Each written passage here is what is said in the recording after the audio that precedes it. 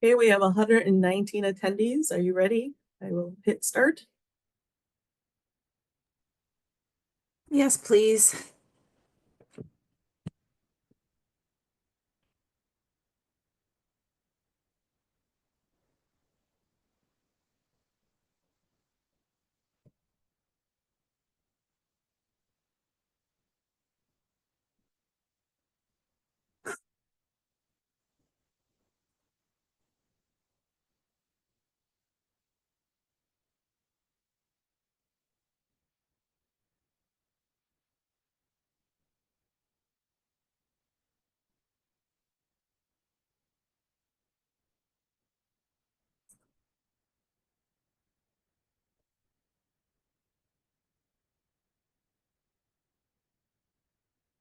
Thank you all for joining us. We'll get started in a couple of minutes. A lot of people are still coming in, so I want to give them an opportunity to join us as well. Thank you.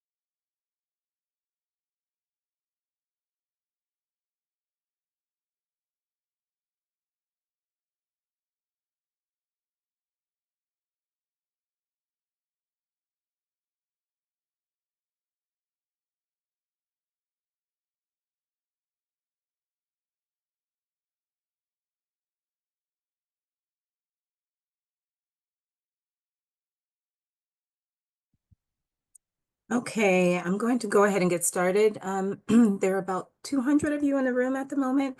So first of all, I would like to welcome you all to the Social Workers Confronting Racial Injustice Conference. I'm Tawandra Rao-Kunsilo. I'm an associate professor here in the Sandra Rosenbaum School of Social Work at UW-Madison. Visually, I'm a Black woman with curly brown hair wearing the most presentable clean black shirt that I could locate in my closet today. But I'm happy to welcome you all to today's breakout session, Abolition in Social Work, Imagining New Modalities of Anti-Racist Practice. But before we get started, I'd like to share our acknowledgement to the land we are on. On behalf of the Planning Committee for the Social Workers Confronting Racial Injustice Conference, I ask that you join me in acknowledging that our University of Wisconsin-Madison campus resides within the sacred homeland of the Ho-Chunk people, a place they call Dejo, or Four Lakes. We respectfully recognize the inherent sovereignty of the Ho-Chunk people and the other 11 First Nations of Wisconsin. Whether you are watching this from the land of these 12 First Nations or you are more distant, we encourage you to learn about the history of the land you are on. As social workers, we have a duty to look critically at the role our profession has played in the attempted cultural genocide and destruction of Indigenous families, as was the aim of boarding schools. This conference aims to bring clarity about the past, but also seeks to challenge and inspire us all into action in our work and communities to support Indigenous rights and racial equity. This presentation is being recorded and will be available on our conference website at a later date. Before I introduce our speakers, a few Zoom items that I'd like to cover. To access this presentation, you are required to provide your name and email address. This allows us to log our attendees and email you information on CEUs for this presentation, which will be distributed via email at a later date. Your cameras and microphones will remain muted for the duration of this presentation. We have a Q&A feature where you can submit questions for our presenters. Please know that due to the large volume of attendees, we may not be able to get all the questions submitted. Okay, I will now turn it over to our four panelists, and thank you again for being here today. Thank you, Tawandra. We're very excited to be here representing the work of the Network to Advance Abolition in Social Work. My name is Michelle Grier. I go by she, her. I'm coming to you from Lenape-Hoking Land, which is in New York City. And I'm a social worker. I am a daughter. I am a community member and teacher, an organizer, an advocate. I'm going to pass the mic to one of my colleagues who would like to lift it up, and we'll get started.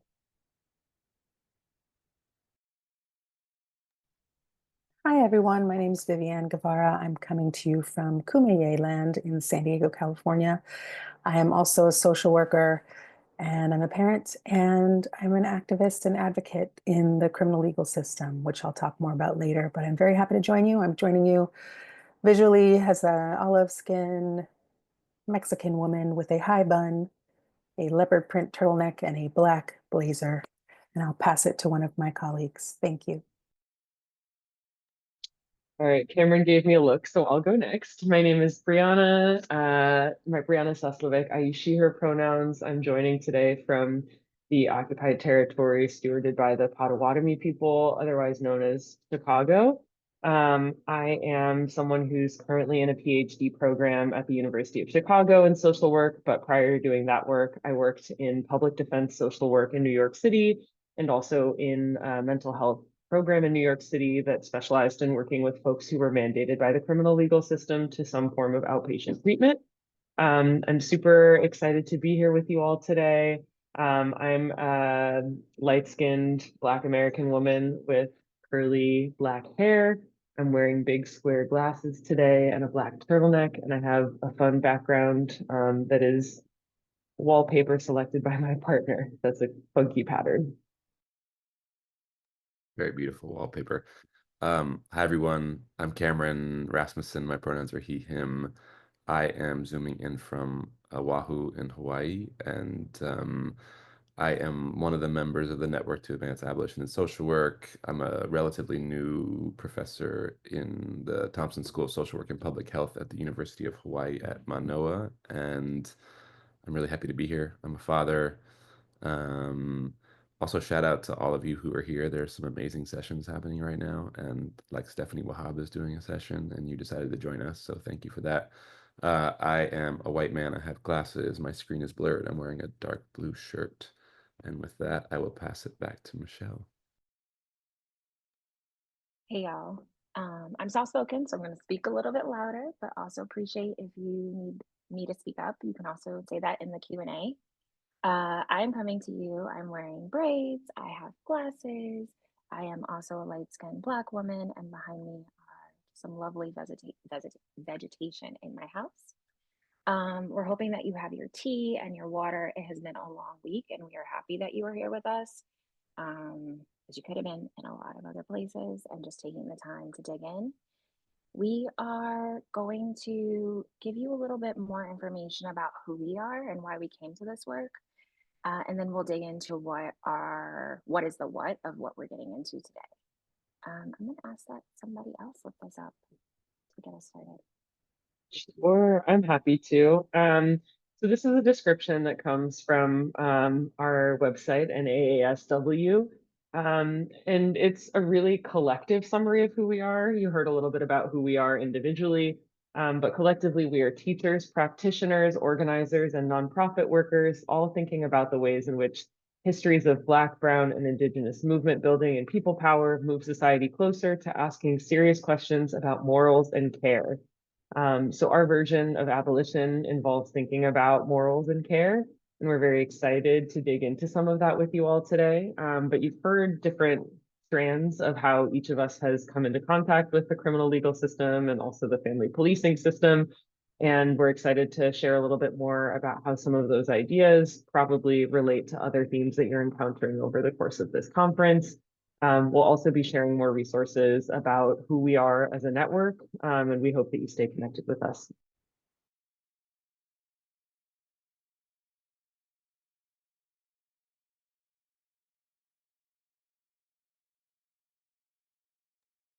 I can jump in here. Hi, everyone. Just like a very brief history of the NAASW. In about 2015, there were a group of folks in New York City who got together to create an organization called Social Workers Against Criminalization. And we had a lot of ideas and many meetings, but we didn't do a whole lot. And then about 5 years later, the uprisings in 2020 happened, and social work was being sort of touted as an alternative to policing or replacement policing or something that should be coupled with policing. And so many folks started speaking up and saying that wasn't the move. And some of us got together and started this organization called the Network to Advance Abolition in Social Work. And we're now about 5 years old. And much of what we do is political education. We've done some research. We do some rapid response work. And we'll talk more about this towards the end, but that's just a brief intro of the network.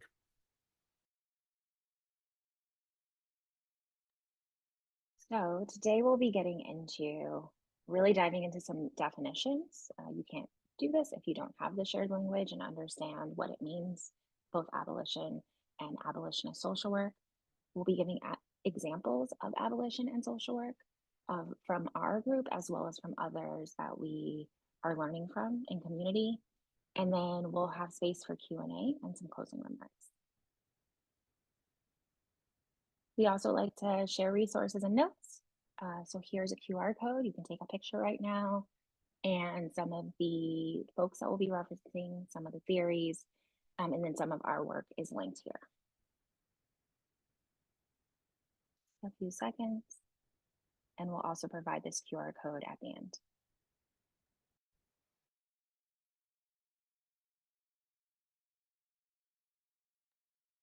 So I'm just going to kick us off briefly here.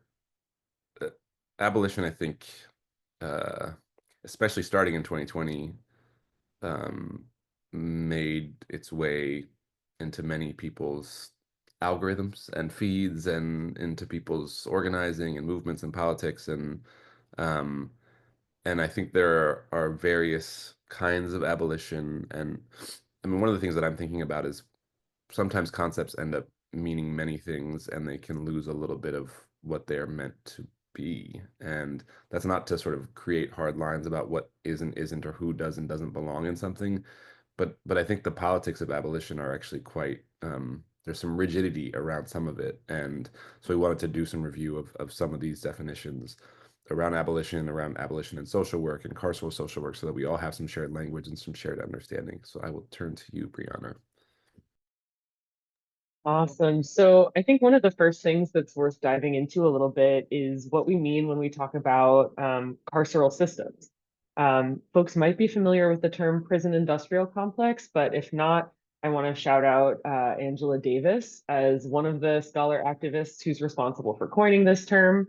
And the prison industrial complex, when we use it in our context, describes the overlapping interests of government and industry that use surveillance, policing, and imprisonment as solutions to economic, social, and political problems. And so you can see that with a term like the prison industrial complex, what we're actually referring to is a combination of state and non-state institutions and actors. So that can include things like nonprofits, that can include things like private businesses, that can also include things like government agencies that all interlock.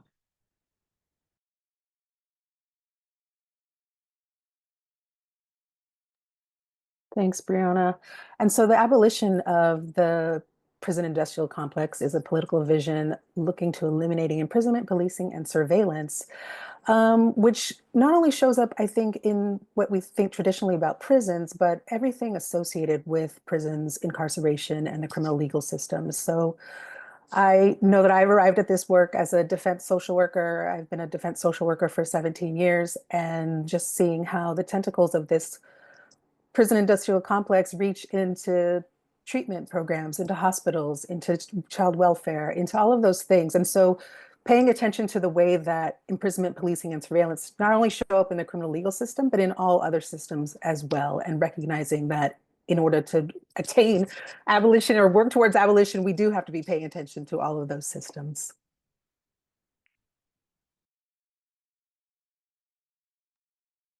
Many of us come to this work as folks who either have family members or are directly impacted, or even being the person providing services, were impacted in the actions that we were forced to provide with folks. So what do I mean by that? My first job out of social work school was working in a foster care agency where I was going into homes and providing services. This was not traditional foster care programming. It was supposed to be supplemental for young people who had experienced medical fragile diagnoses. So I was working with young people who were living with multiple complex disabilities, and also trying to understand what was this child welfare system that the social work institution had created. And in being in that space, was able to learn a lot about the ways in which the system itself was not serving the people who were coming into that space. So directly experiencing being separated from their families, being separated from resources, and also experiencing a lot of different forms of neglect and abuse within that system itself.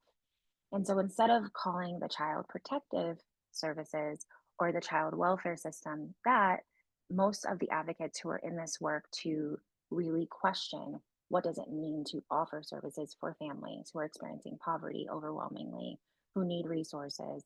We're talking about the family regulation system because we know right now it's not actively serving those families that are experiencing that level of need and support. And so Dorothy Roberts is one of the scholars and activists that we look to in this work. And we have several quotes from her, but I'm just going to read this one aloud. If an outsider looked at the American child welfare system, she would likely conclude that this is not a system designed to promote the welfare of America's children. Rather, it is a system designed to regulate, monitor, and punish poor families, especially poor Black families. There are many studies that have been done on this. There are several scholars and activists that are working on this.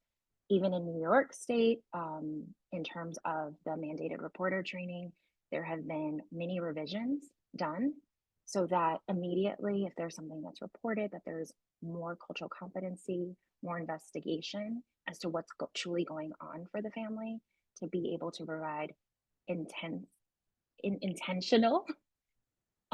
interventions and not just have a blanket intervention that involves the police, separation of families, incarcerating parents that are struggling. And like Michelle mentioned, even child welfare systems in states themselves have recognized, because of activists, because of abolitionists, because of directly impacted people, that those systems don't work, that those systems are racist, and so have tried to make reforms. But Dorothy Roberts and other activists have also called not only for the end of the reforms, because the reforms don't really change anything to a degree that really impacts families in a positive way. So many activists and advocates are calling for an abolition of the system itself, abolition of the child welfare system, which is one of the pathways to the prison industrial complex. There's the school to prison pipeline, there's family regulation systems, there's other pathways to it, and this is one. And as social, I mean, this is one of the founding activities of social work is going into families' homes and is investigating what families do and how parents parent. And so our social work schools also are a pathway into that.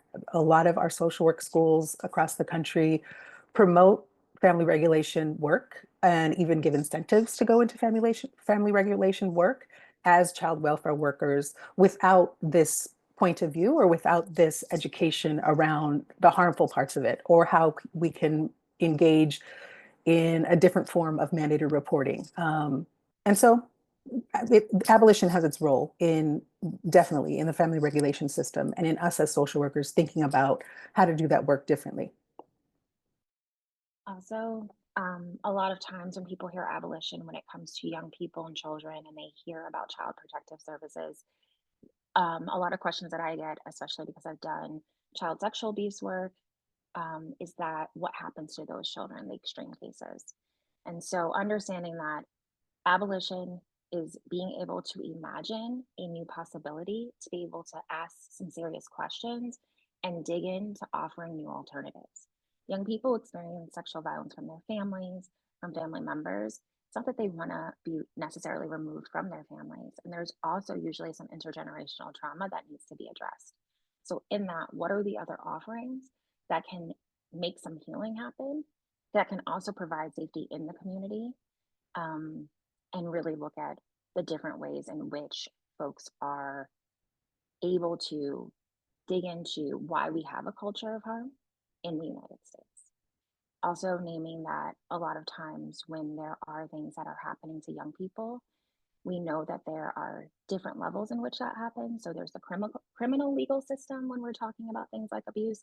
And then there's very specifically this system, which is very much focused on the separation of families. Thank you, Michelle. I'm glad that you brought in imagination because that is a huge part of abolition in all of the ways, in all of the places where folks are thinking about abolition or applying abolition. I don't think any of us here today have grown up in a world or in this country knowing what it's like to not have prisons, to not have police, to not have these systems in place. We don't know that world at all.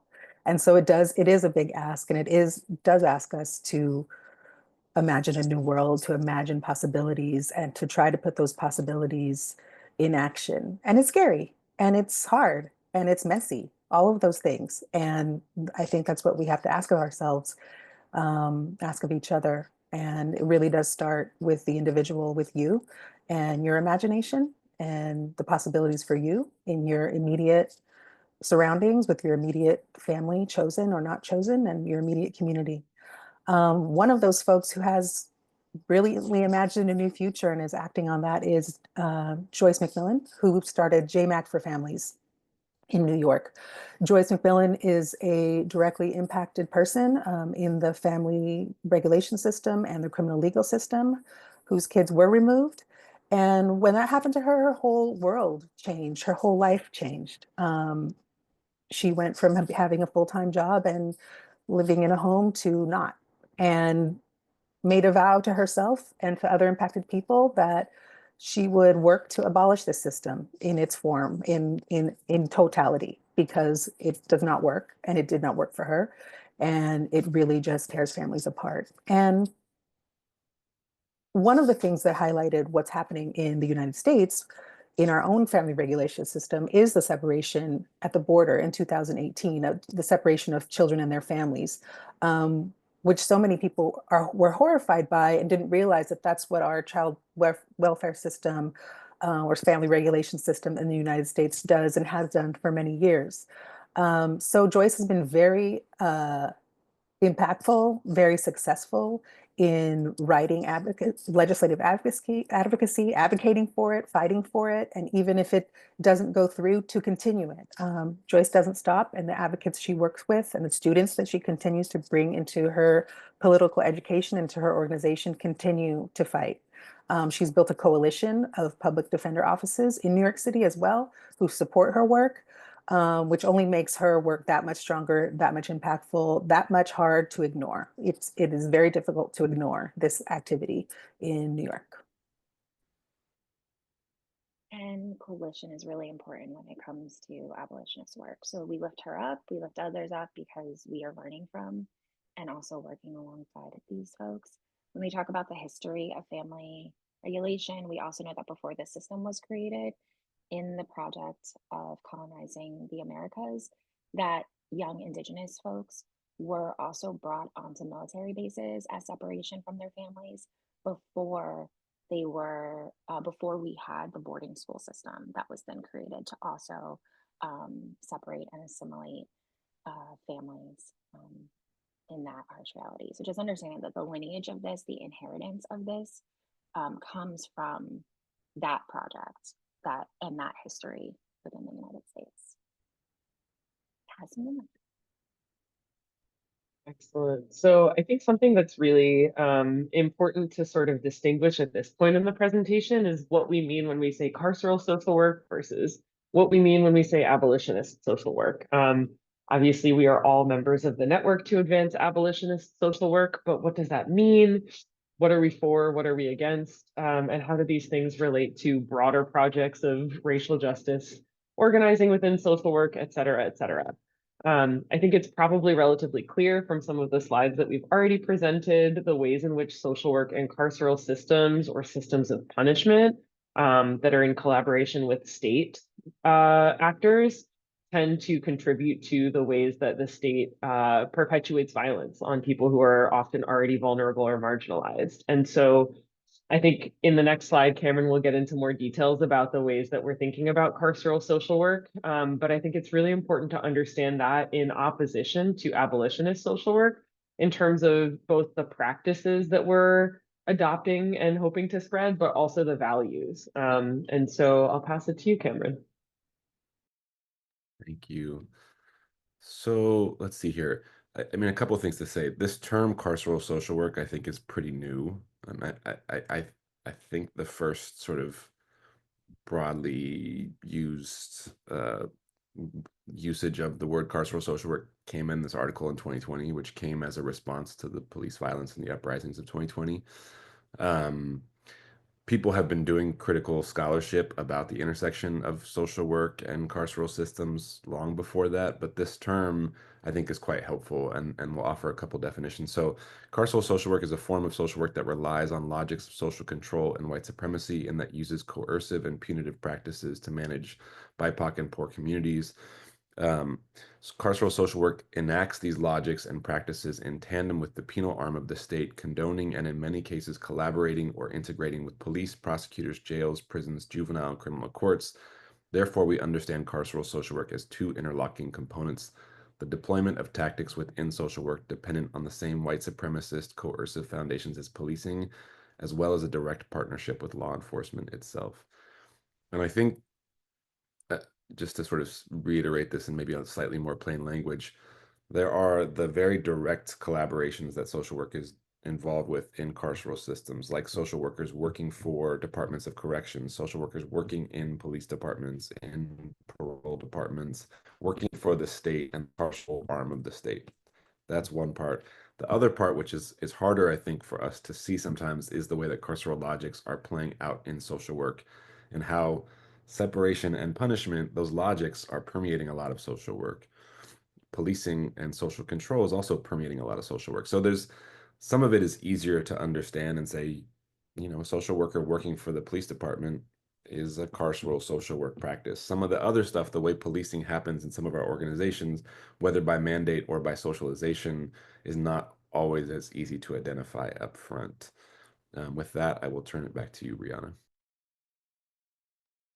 Thanks, Cameron. So I think one of the scholar activists that we like to mention when we're talking about abolition in social work and abolition more broadly is Ruth Wilson Gilmore. There's a really wonderful link, and I'm wondering if someone asks for it in the Q&A, we can drop it.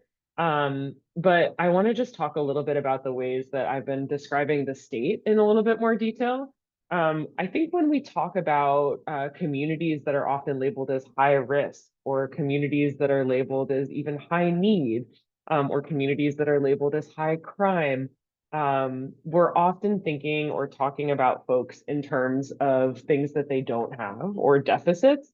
But I think it's also really important to backtrack and think about why there are deficits. And frequently, I think the answer to that is the state has chosen to divest from particular communities. And so it's really important to recognize that when the state chooses to remove resources or not allocate resources to particular people, families, or communities, we can think about that as a process of organized abandonment. I think there's a lot of examples of this that come to mind, but just from doing work in New York City and thinking about public defense in New York City, there are plenty of neighborhoods in Brooklyn where the majority of the state's investment in those communities comes through funding police officers in those communities, as opposed to funding community spaces or parks or cleanup of trash or any of the other things that would allow people to have like stable housing, stable access to healthy food, access to healthcare, access to safe schools that provide quality education for people. And so when we think about organized abandonment, I think it's helpful to have some of those images in mind to recognize that that kind of allocation of resources is not accidental and is in fact part of the way that the state structures the social welfare systems that we're all used to navigating as social workers. I think it's also really important to recognize that organized violence goes alongside organized abandonment. And so when we're thinking about why it is that police have a huge presence in some of these communities that don't have any other forms of, you know, the welfare state present in helpful ways for people who live there, it's really important to recognize that that's also not an accident, and that I think the state has made concrete choices that we want to make more visible to ourselves as social workers to understand how and why it is that police are the go-to mechanism to engage with populations and people and families and individuals that are not being given access to other things, right? I think when we talk about organized abandonment and organized violence, we're talking on a collective scale, but I'm guessing that folks on this webinar probably have a good amount of really small scale examples that you can think about from your own practice experience of times where maybe you've encountered clients who've only been able to come into contact with the state through its punitive and punishment oriented arms, as opposed to thinking about moments where we might come into contact with the state in ways that are actually helpful, right? Universal pre-K is, in my mind, a helpful intervention. And something that would counter the organized abandonment that we've seen in especially Black and Brown communities, low-income communities, communities where there are undocumented folks residing, right? And so it's really valuable, I think, to try to figure out ways that we as social workers working at different levels, right? From like micro all the way up to macro, have opportunities to engage with the state and try to shift resources or at least disrupt practices of organized violence and organized abandonment as we're encountering them in both the criminal legal system, the carceral state, but also in the social welfare state and all of the social service provision that we might be participating in as social workers. I'm just going to add something very quickly before we go to the next slide. I mean, I don't know how much time we're going to spend talking about the contradictions of the welfare state, but one thing to say under this new administration, like this framework from Ruth Wilson Gilmore has I think been helpful and been true and helps us see the world more clearly, I think. And in this new moment, we're going to see we already are seeing an escalation of organized violence and organized abandonment. And I think it becomes, when it's so visible, it's easier to see this lens, I think. So I just wanted to name that. Like when we see Trump threatening cuts or making cuts, it's not to the carceral state or policing or militarism. It's to the welfare state and things that actually make people well. So I will stop there. Like, don't stop. I think we can get into that, if not now, then a little bit later, because it is the reality of what's happening right now. So I just want to say we'll get back to it. Yeah, thank you, Brianna and Cam. What came to mind is that Brianna, you were talking about some of the things that social workers might see locally and with their local state government. And I just left a position as the director of social work in a federal public defense office, where I built a social work practice for 10 years. And one of the reasons that I left that practice is because the higher I went in, like for lack of a better word, that I went in my role as a defense social worker, the harder it was for me to implement some of these practices, abolitionist practices and practices within my own office of dismantling thinking, carceral thinking even. So when I entered the field of public defense, I thought everybody was there for social justice reasons, for freedom.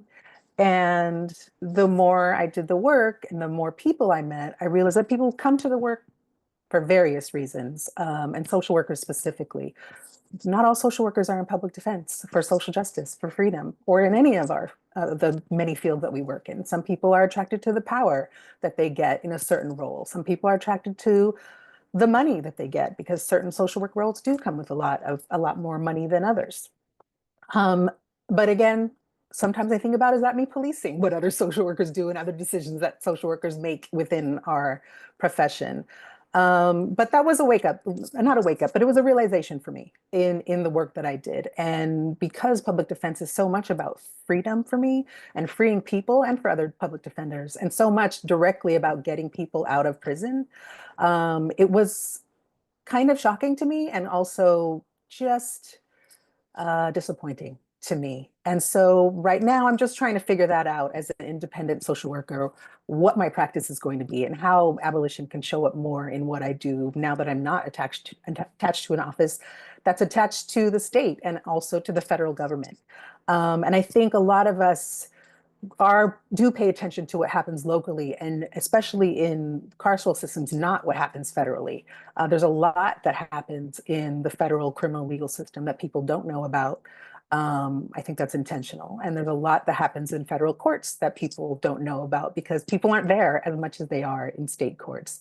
So I'm just throwing that out there. So our abolitionist social work is simultaneously trying to dismantle these structures, this harm, while also building life-affirming practices, healing practices. So they're simultaneous. And so earlier when I mentioned that it starts with you. It definitely has started with me in my practice of like, let me think about my own practice and what I'm doing that's carceral, how I can dismantle that, while at the same time figuring out how do I build relationship, how do I build a political home for myself, which NAASW has been. So when you're thinking of these ideas or working towards an abolitionist future, it is confusing sometimes. It is hard to think about. It is sometimes I've had to not have friendships that I had before because of it. And so thinking about that, if I don't have a friendship, how am I building community if I'm not associating with certain people? So there's a lot of stuff that goes into this thinking and into working on yourself in this way. So I'll pass it.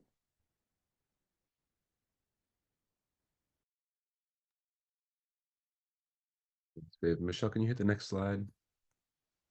Thank you. I just want to, Chloe Berg, we see your question, and I think we'll come back to it. It's a very good question for us to grapple with together.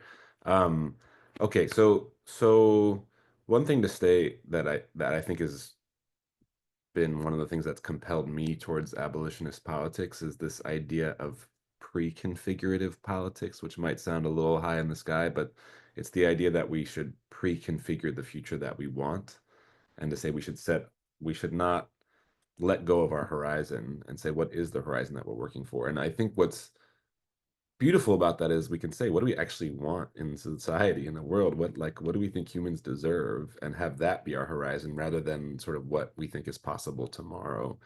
And I think then what's hard about that is like, we set a really bold horizon that is hard to arrive at and hard to practice in the everyday. And I'll say just quickly, like, there are debates about sort of politics as identity, like I'm an abolitionist, I'm not, which I think it's fine to identify as a certain way, but I guess what I want to say is like, it is challenging and to meet these politics every day because they are quite rigorous. And so I'll go over a couple of them. And one that's not on here is abolitionist social work is anti-racist, which I think should be a given, but I'll just say that given the focus of this conference, abolitionist social work is anti-carceral. Chloe, your question about whether you can sort of do abolitionist work or utilize abolitionist principles inside prisons is a question we can grapple with in a bit. Social work, abolitionist social work is anti-capitalist. Like, we are all, most of us, if not all of us, are operating in a capitalist economic system. And so there are contradictions every day. And yet, like, what abolitionist social work is striving for is to create an anti-capitalist world, which is a line that can be hard to reconcile if you've benefited from and believe that capitalism is the best. Abolitionist social work is focused on systemic pathology rather than individual pathology. My sort of experience of social work, practice, scholarship is that we are more concerned about sort of blaming individuals and looking to systems for solutions rather than the opposite. And so I think abolitionist social work is flipping that. It's on its head, saying that more often than not, actually structural systemic ideology driving people suffering, and that people themselves have the answers within them, and our job is to support people in sort of making that possible. Abolitionist social work is rooted in care, support, solidarity, self-determination, and collective wellness. And we're working for organized care and support against these forces of organized abandonment and organized violence. And I guess just to reiterate, I think abolitionist social work is setting a horizon that most of us fail to sort of realize every single day. And I think that's okay. I think it's good to have a horizon and to try and figure out what are the strategies that get us closer to that. And there are debates about, like, is abolition a thing you arrive at, or is abolition a thing you do every day? And to me, I think it's both. And there are lots of contradictions that come up in trying to sort of do the abolition in the everyday while working towards the future that we sort of really want. I'll say quickly, and we're going to talk about this more, there's the cover of a book called Abolition and Social Work that a couple of us co-edited that is out, that I think is very good. And some of this thinking is in this chapter that the Network to Advance Abolition and Social Work wrote in the book. So with that, I will pass.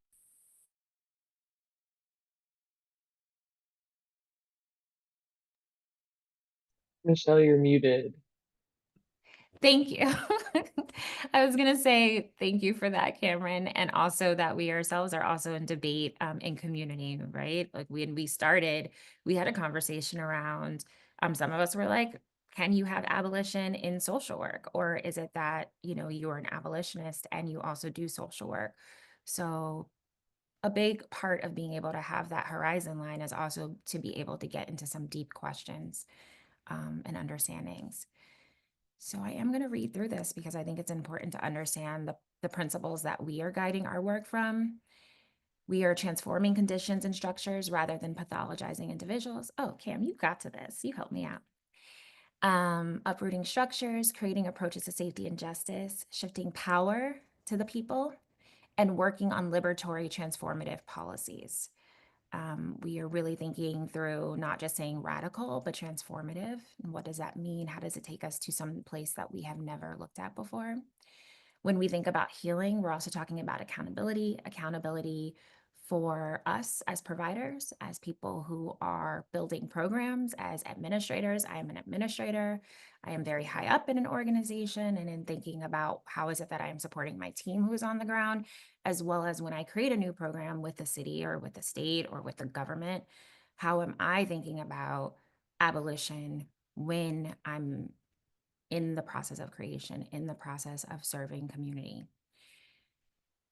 And also recognizing the moments where maybe that just isn't possible. And also making sure that the voices of folks are a part of that process. So in thinking about different ways to do that, there's participatory action research that people do. There's bringing folks in so that they're actually the ones who are holding the work, who are building the programs. And being able to have that mindset and understand that people oftentimes know what it is that they need if they have the ability to also take a pause, be able to create, and be able to say what authentically are the things that they need to be able to support themselves and their families and their community. And that is where we want our abolitionist principles to inform our social work practice. Does anyone want to add on to the slide? Okay. Moving on. And I'm going to share this one with Brianna. Our current practices, and as we started during 2020, during mass uprisings throughout the US and the world, as Cameron had already named, we were social workers, but we were also social workers who were involved in abolitionist projects outside of our work. And oftentimes what we were feeling and seeing within social work schools and social work spaces is that there wasn't a conversation collectively. People were talking about reentry, supporting folks who are coming out of prisons and jails, and also rethinking the family regulation system, but not really incorporating it as a practice, even though many of us had been doing it for a long time. So to start, we wanted to understand what was out there, what people were engaging. So we have a data report that's on our website, the different ways in which people were engaged in conversations around abolition or have not been, the way in which educational workshops were helpful or not in that space. We also provided a lot of access to the activists, to the organizers, to the providers, both clinical and macro, around what can it look like and what is their work. We have offered peer supervision, a model. We are also hosting power hours to support and think about how do we begin in our work to really hold space for what's happening in Palestine. We are supporting students with counter conferences. There was a conference that was on carceral social work in the very beginning of our work, and we gave the mic to the young people and to the students and to all of those social workers who wanted to say that there was a different narrative. So also being able to give over your social media to be able, if you have access to a population of people, being able to say, here, you can have this, and also name why this is a problem at this time. And then also in our upcoming events, we'll be having conversations about social work and racial capitalism, really the issues when it comes to care work, and how are we thinking about the folks who provide care work within homes. So you think about domestic workers, you think about people who are cleaning homes, you think about people who are taking care of sick folks, and truly that they're not compensated, sometimes not cared for within that context, and going deeper. And we're also going to be having a screening of a film that talks about Palestinian movement at this time and where that lies where we can be doing our work. We wanted to go into one of the models just to offer a deeper example of how we've been doing this. And so we're going to be reviewing our peer supervision model. Awesome. So I can jump in and get started since this was held by Michelle and me and also other members of our collective. But I would say folks should feel free to jump in from our speaker collective if you have things that I missed. Something that I think felt really important to me as someone who had clinical training and then worked in public defense, and felt like my clinical training didn't fully prepare me for that kind of work, was that I felt it was really important to try to figure out where and how people can build community with other people who share the same values as them and are interested in trying to translate those values into concrete practices. And so I think one of the beautiful things about clinical models of practice is that there's totally room to think about how peer supervision coming out of clinical practice can be radicalized, and coming out of, the traditions of clinical practice can help us decenter the sort of hierarchies that come with the way that social work practice is often structured, right? When you have like a supervisor and a top-down model, the supervisor is the expert on your practice, and then you're the expert on your client. That like implicit model that positions us as experts often leaves very little room for clients' self-determination, leaves very little room for your practice to be politicized, leaves very little room for you to bring in an awareness of how to address structures of oppression in the micro level work that you're doing. And so peer supervision was initially like publicized mostly to folks who were in micro practice settings. It didn't have to be clinical, but a lot of direct service providers, as opposed to folks maybe working at the meso or macro levels, were invited in. We had way more demand than we were able to accommodate. But the initial structure for this virtual closed space that was held once a month was that we decided that we wanted to have rotating case presentations for members of the group. And that Michelle and I, in collaboration with other members of NAASW, would essentially like hold space, offer reflective space for folks to engage in working through some of the ethical and also practical dilemmas that come up when you are trying to embody abolitionist values in the specific practice context that you're working in.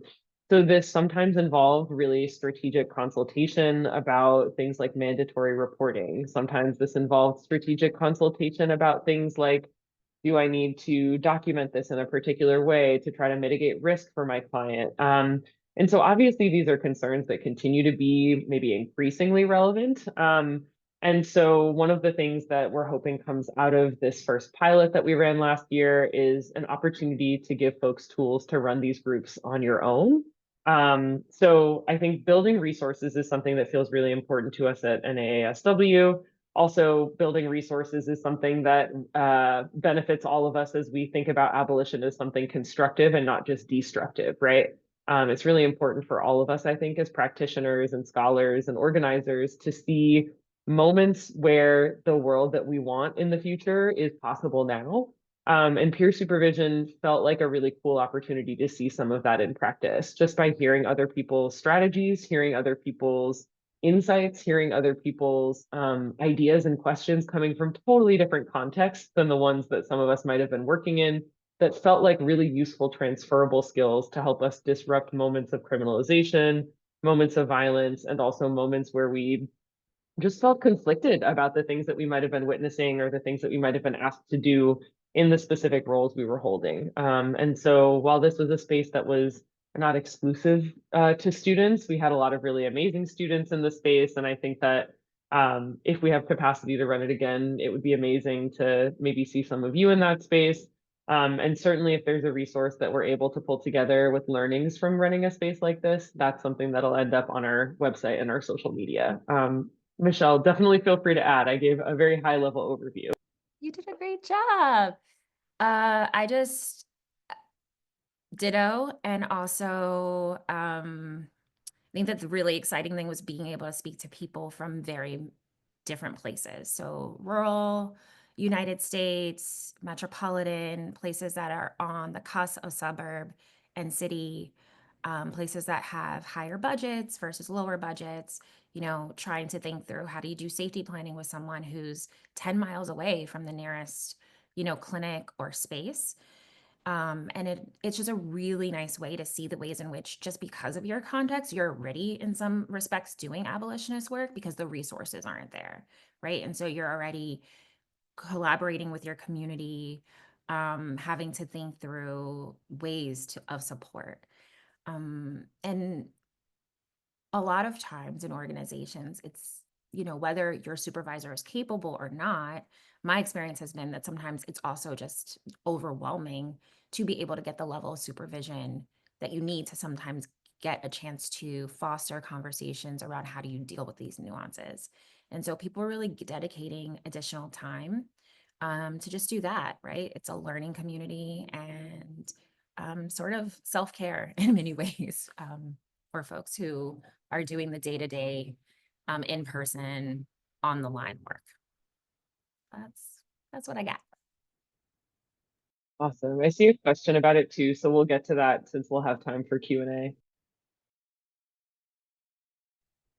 So one thing to say off the top, I think, is for me, and I think for many of us, the places where we get to do the work that feels most aligned with our values is outside of our professional jobs. And if you think about some of the things we talked about in terms of anti-carceral and anti-capitalist and really trying to do the interdependent care-oriented work, our professional structures make that hard sometimes. And sometimes that's intentional and sometimes it's not. And not everyone has time and resources to go do work outside of their day job. So I'm not saying that everyone should go do that, but I think the models that we're learning from are often, and the NAASW is we don't have a fiscal sponsor. We don't have a budget. It's all volunteer run. So that's just to say that I think the most sort of value aligned work is often happening outside of our professional organizations. A couple sort of models groups to mention. One group we know about in New York City, so folks who are based in New York City, I think there's ways to get involved, is a sort of mandated supporting group that I think is partially trying to sort of challenge the policy of mandated reporting and also think about what does it mean to follow this sort of idea and model that Joyce McMillan has offered about mandated supporting. What would happen if we're required to support families and not report families? Mutual aid groups are all over the place. I mean, the most recent sort of visibility of that was with the fires in LA and seeing the state fall short in meeting the needs of people and people in community, creating mutual aid groups, funds to support people. Transformative justice work / groups. For folks who don't know, transformative justice is many things, including it's a paradigm and approach to responding to harm and violence without relying on the state, that at the same time sort of challenges the structural causes of harm and violence in communities. But that's to say that these are groups that are working completely outside of the state to try and respond to harm and violence when it happens. Healing justice. There's a question in the chat about sort of challenging Western ideas in social work, which just the simple answer to your question is yes, we can talk about it more, but the sort of orientation of healing justice is to look back at people's indigenous ancestral practices, and folks are doing that. There are lots of other models. I mean, one last thing to say here, I think, is especially in this moment, before this moment, and especially in this moment, like the work that I think is really hyper local work is really important, and I think it's where we're gonna like find the most relational possibilities to do the value aligned work. Challenging the federal government, for example, is maybe not the wisest use of our time and resources at this moment, and most of the work that I think is practicing sort of deep abolitionist social relations is happening at the hyper local level. So I pass. I just want to add on to that. It's not that someone shouldn't be challenging the federal government. And so in this collaboration of what needs to happen at this time, I was just at a talk yesterday, and there were trust-based philanthropists who were like, that should be our job because we have the ability to be on the line. Whereas our job, right, in this moment can be holding people, can be building on the ground, localized movement. And so really, as we think about collaboration and different roles and strategies, those are some things to think about. And then how do you, if you know philanthropists, if you know people, link them to other folks who are in that field who are having those conversations and really pushing that narrative. And also making sure that people who can continue to supply day-to-day care are getting funded when we know there's a lot of defunding happening, right? So we're calling on philanthropy to not be a target. I mean, literally the Target network of stores. you know, if there's a law that comes out, don't pull back from the thing that you have invested in, invest in us now, because that's when we really need you. And I'll just add that the slide was about learning, that the learning never ends. So we're definitely always trying to get new skills, learn from other people.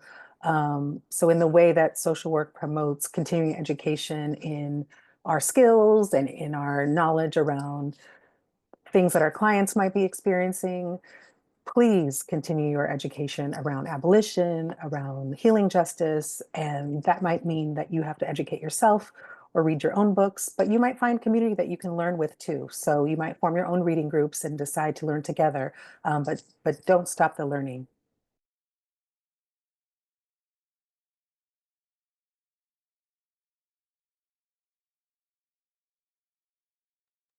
I And a guess part this of is that are ways to keep in touch. We're gonna do this part and then we'll get into some questions. This is how you can find our information. We have some of the videos of conversations and workshops that we've had on this page. We are frequently on Instagram. Most of us are millennials or somewhere in there. So Instagram is our forum, not TikTok. And then we do have the book, which you can find at Haymarket. And I actually think right now they have a discount going. So these are some of the ways to keep in contact with us. I promised that we would have the QR code again. So here it is, if you would like to look at that. I'm gonna stop sharing my screen so we can get into some conversation over the next few minutes and answer some of the questions that have come up.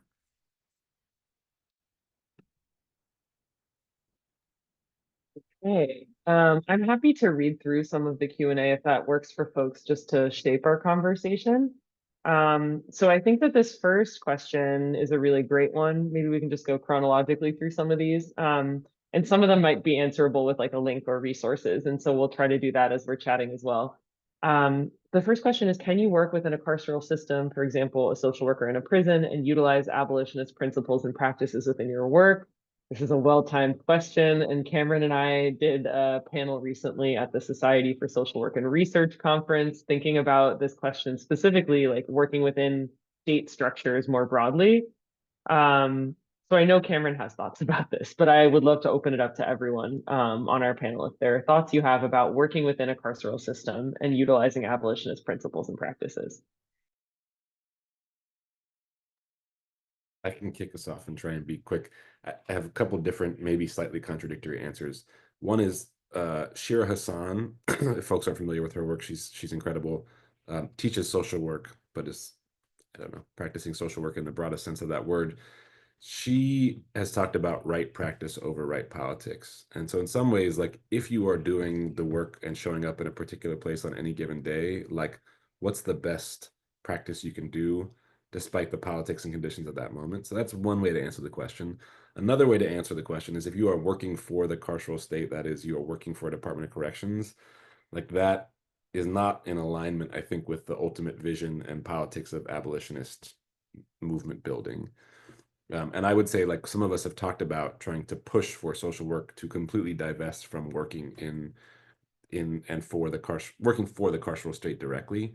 I think without having an organized strategy, that's sort of, we can debate that. And then lastly, I think many of us are working in nonprofits that go or have worked for nonprofits that go into jails and prisons. And I think that is categorically different than working directly for the departments of corrections. And I think that doesn't inevitably mean that sort of you're going to be able to do abolitionist work necessarily, but that there's more possibility when the state has a little less power. So I'll stop there. I'll jump in with some thoughts, and I'm going to drop a link in response to this question in the Q&A section as well.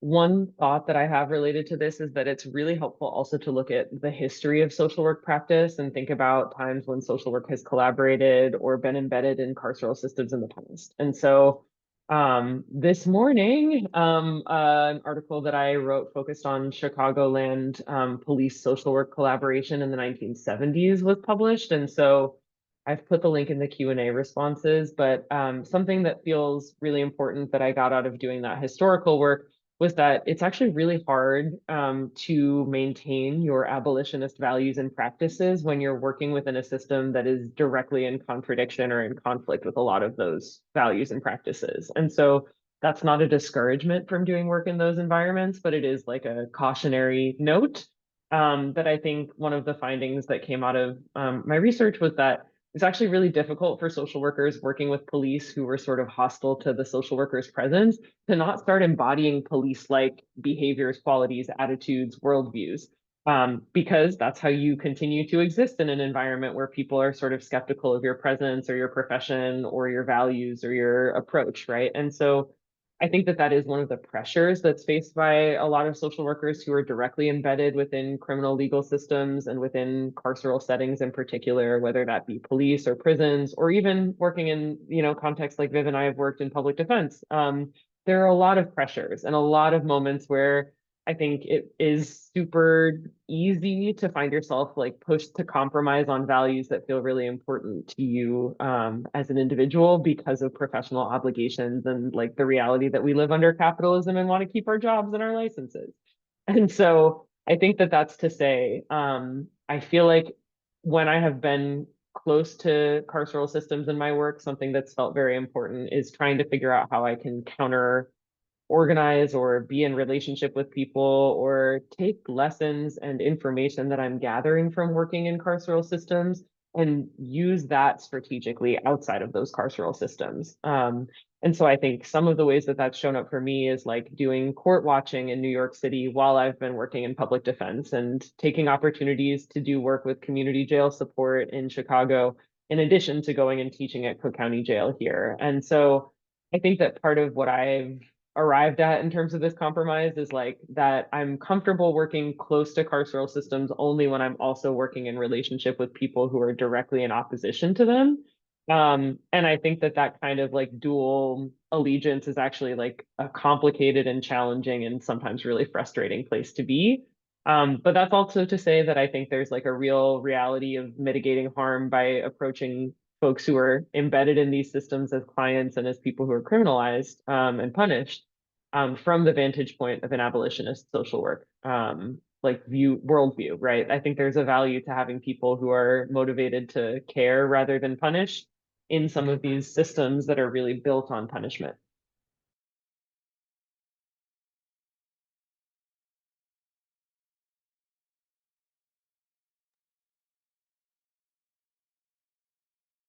I agree.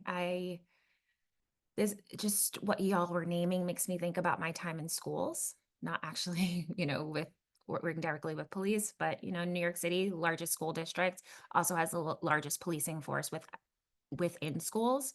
It's larger than the police force in Houston, Texas, and in Miami, Dade County.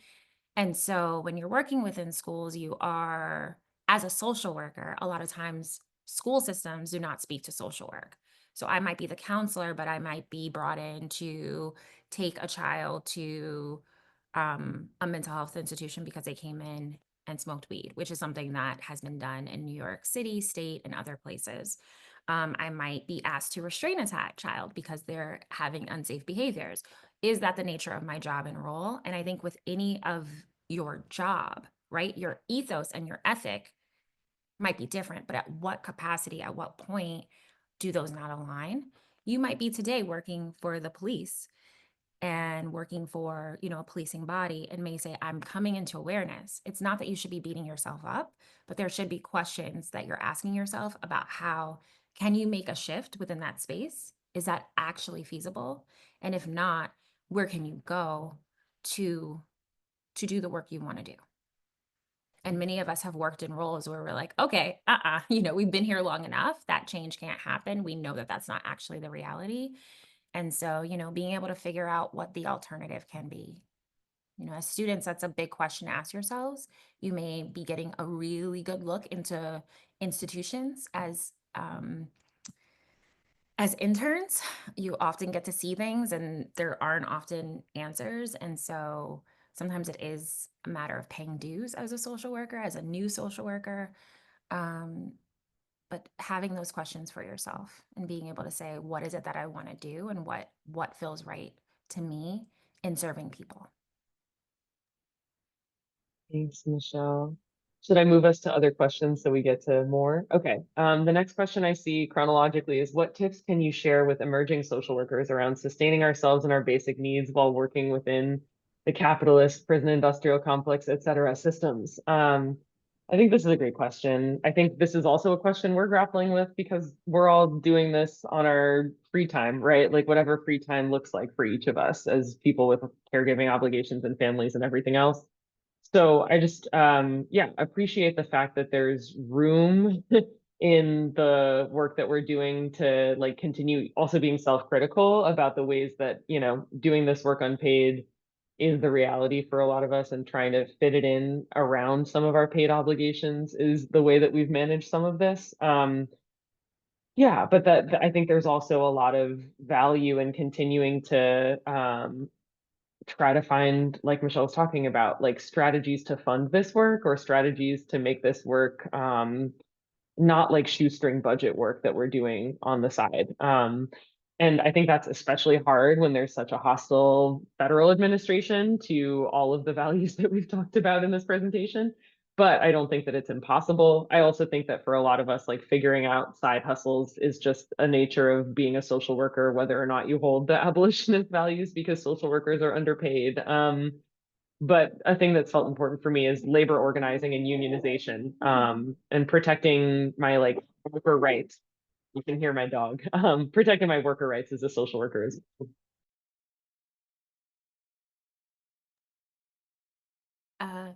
You have to have a community, folks that you can talk to about this, folks that will support you. Self-care is touted a lot. There's a lot of different ways in which there's a lot of different frameworks for self-care, and some of that is caught up in capitalism. And so not to be hard on yourself if there's moments where you actually aren't indulging in that, and also to create a care plan for yourself where you know you can say, I actually need to rest. Can you lift this up? Is some of the ways in which I am learning to take care of myself. The world is shifting constantly, and there are things that we want to respond to, I want to respond to, and also making sure that I know my limits, that I don't get consumed by everything and focus on maybe one or two things. Has been helpful in my journey to figuring out what care looks like for me and also the people I love. Because if I'm not good, I can't show up for anybody. I'll add super quickly. We read my class last night, Decolonization is Not a Metaphor, where it's like a really strong hard line about what decolonization is and isn't. And there's a lot more to say about that. But one of the things is most of us are going to be confronted with contradictions and paradoxes, and we have to sit with that, and that's uncomfortable. And I think, to me, the closer we get to those, naming those and sitting with them, the more we can work with them. And that's at least a starting point, that like we live in a capitalist society and we need to eat and we want to try and do really good work, and those things are often at odds. So.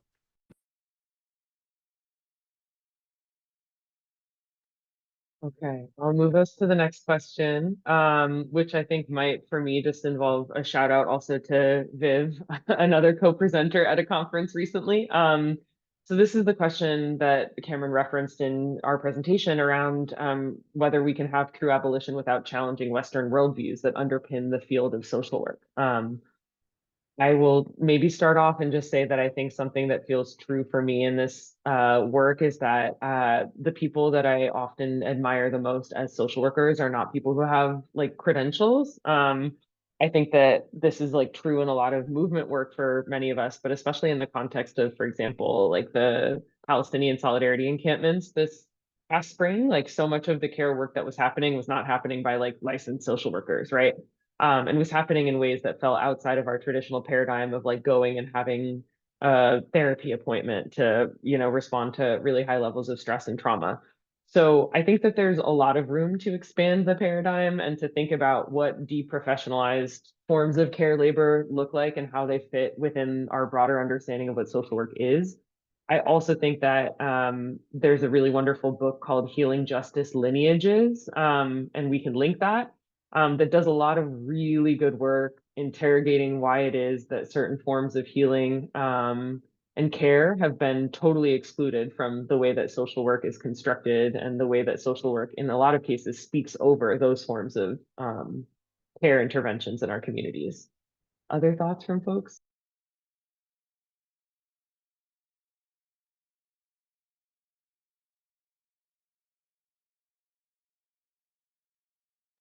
I'll just add to that. Yeah, I'm a huge advocate for following the lead of directly impacted people. I have never been to prison. I've never been arrested. And so my lead on that is the experience of the people I work with who are charged in various courts, or people that I know who have become my friends who I didn't work with as their specific public defender, but who I've met along the way, who are leaders in the work, who know exactly what they needed, what folks who have been directly impacted needed. I also arrive at this work, to social work and to abolition as a survivor of intimate partner violence. So I consider myself a directly impacted person in that. I don't think it's a field in that experience, basically. And I'm very open with that. Not everybody can be, not everybody wants to be. But if you have an experience that you feel you've learned from, especially as a social worker, I feel like that's my professional use of self in a nutshell. That's what I bring. And I try to bring my experience so that people can learn from it, so that I can help someone, my clients or fellow social workers.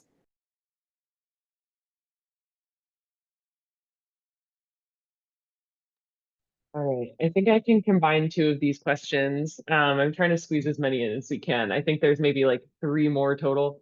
And so maybe what I'll do is throw a bunch of them out there and then we can tag team them. So one question here is, can you share thoughts on how peer supervision can be implemented in a workplace with the traditional hierarchical organization? Someone else asked if peer supervision, like the pilot that we ran, is appropriate for social work students. So one question is around peer supervision, how to implement it on your own and whether there are ways that folks can plug into us doing it.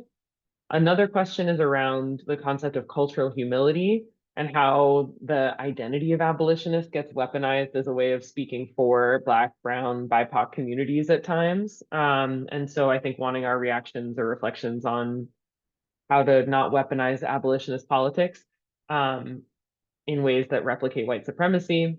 And then I think the last question is thinking about ways to regain motivation after feeling discouraged, trying to do advocacy against really racist policies and practices in child welfare. So yeah, I think that's a good one to end on, like how to regain motivation after trying to fight within these systems. But the first two are about peer supervision and also about cultural humility. Mhm. I will talk a little bit about peer supervision. If you're in a hierarchical organization, if you're the person who's the supervisor and you want to offer that for folks, I think you have to offer a space and step back. And some organizations don't want you to be able to have that space in this context. And so really making a power analysis of how your organization works and if there are allies there that will support it without penalizing what's getting done. Also, I will say some of this work can't be done in organizations. That's oftentimes talked about. And that's because you want the freedom to be as open as you want to be able to hear what other folks have done. So there is a freedom that comes from doing peer supervision outside of the organization.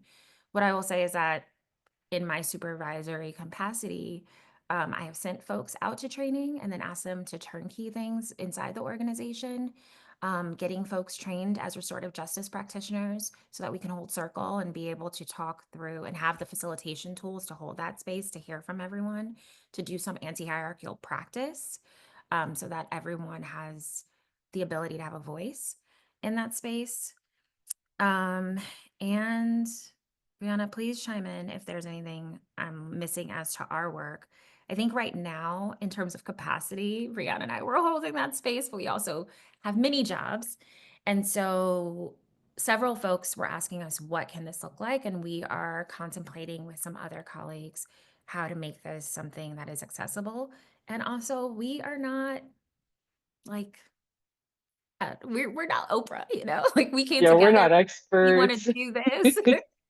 Yeah. And had been through some supervision models, you know, ourselves. And so it was a matter of how do you create a container how do you vet people and how do you make sure it's a safe enough space and a supportive space for people to be able to bring their authentic selves into that. And right now, I will say you have to truly, truly assess if right now is the time that you can do that. And we did it virtually. I don't know if I would do the same thing virtually right now without some securities in place. Mhm. Cam, I see you unmuted. We have 1 minute, so feel free to try to weave in other responses if you One word. want. Yeah, one word response, the cultural humility question. I think if we replace, or at least for this particular question, replace cultural humility with self-determination, that like starts to give us different answers. Yeah, and I think also like we've all talked about the ways that abolitionist is not really an identity any of us want to claim, rather like a set of practices we want to live, you know? So like live through your practices and not through labeling yourself as one thing or another is a point of advice, I guess. And then I think this last piece around motivation, continuing to share space with each other and like keeping in touch with us feels like the biggest thing that I would say is just really like continuing to connect with other people who share your values, feels like a way of getting motivation. The book that I mentioned is Healing Justice Lineages, and that can also be added as a follow-up link for folks who attended. I'm not sure where we can collect all of them, but we'll make sure that that gets to you. The book is by Kara Page and Erica Woodland. It's called Healing Justice Lineages. All right, we are at time. Thank you all for being with us today.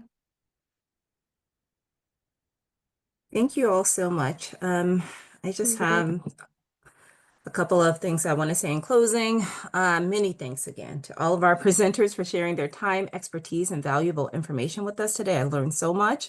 Please take these ideas and challenges into your world, into your work in the world. I would like to thank everyone in attendance for being a part of this event and for your commitment and efforts to confront racial injustice. Please take a break and then select the breakout session that starts at noon Central Time. Also, be sure to join us later on for the keynote by Kelly Hayes and Mariame Kaba at 2 p.m. Please watch for an email with the link to complete the conference evaluation, and in a few weeks, watch for an email with information about your CEUs. Remember that most breakout sessions will be posted as videos on the conference website, and we'll also try to post some of the resources from this session as well for those of you who asked about it or who have an interest in them. And thank you again for participating in this conference. Thank you. Thanks, Bye. everyone.